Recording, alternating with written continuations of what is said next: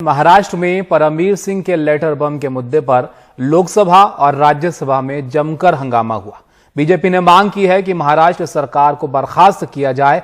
वहीं शिवसेना और कांग्रेस ने इसे महाराष्ट्र की सरकार को गिराने की साजिश बताया है।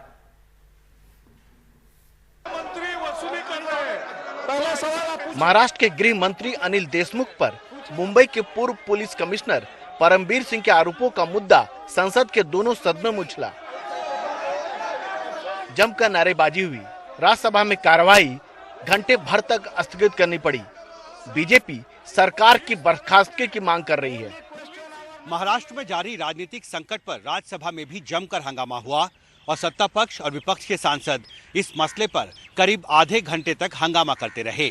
हंगामे के दौरान बीजेपी सांसदों ने महाराष्ट्र सरकार के बर्खास्तगी की भी मांग की, लेकिन राज्यसभा के सभापति और उपसभापति ने किसी भी बीजेपी नेता को औपचारिक तौर पर इस मुद्दे को उठाने की अनुमति नहीं दी। जो महाराष्ट्र के लोकसभा में भी बीजेपी शिवसेना और एनसीपी को घेरने में लगी रही।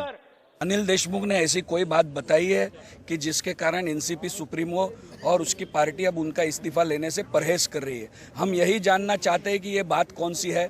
ऐसी कौन सी बात आ पड़ी कि 2 दिन पहले तक अनिल देशमुख के इस्तीफे के ऊपर चर्चा हो रही है, मीटिंगें हो रही है और अब एनसीपी के मुखिया ये कहते हैं कि इस्तीफा नहीं होगा। इसका मतलब है कि अनिल देशमुख के पास ऐसा कोई राज है, जो राज परमवीर सिंह ने उगला कि 100 करोड़ रुपए की उगाही की बात जब उनको ट्रांसफर किया गया तब की गई, तो शायद अनिल देशमुख को इस्तीफा देने के बाद वो भी ऐसी कोई राज की बात करेंगे, ऐसी शरद पवार जी को शंका है। इस सरकार को दूर करके अपना भाजपा का सरकारवाद स्थापित करने के जो प्रयास चल रहे थे वो पूरी तरीके से असफल हुए। इसके लिए कई कपट नीति, राजकीय कपट नीति चलाने का काम दुर्भाग्य से केंद्र सरकार के माध्यम से हो रहा है। सभापति महोदय, तोड़ना चाहते हैं वहाँ पे सरकार, आप ये बर्दाश्त नहीं किया जाएगा। लोकसभा में कांग्रेस नेता रवनीत सिंह बिट्टू ने आरोप लगाया कि चुनाव के वक्त यह संदेश दिया जा रहा है कि कहीं भी विपक्ष की सरकार बने तो उसे चलने नहीं दिया जाएगा। एक प्रदेश के मुख्यमंत्री, एक प्रदेश के सिस्टम के ऊपर आप शक करके क्या साबित क्या करना चाह रहे हैं? भी सारा आज तक जो भी स्टेट में गवर्नमेंट्स चलती रही हैं वो हर गलत चलती रही हैं। क्या उन्हें नहीं पता सरकार क्या होती है, क्या गवर्नमेंट होती है? ये मैसेज क्लियर अभी 5 स्टेट्स में इलेक्शन देने की लोगों को सामने है। भी अगर कोई सरकार और बनेगी तो दिल्ली की एजेंसियों से चलने नहीं देगी, इसलिए पहले बीजेपी की सरकार चुनो, इससे ज्यादा और कुछ नहीं।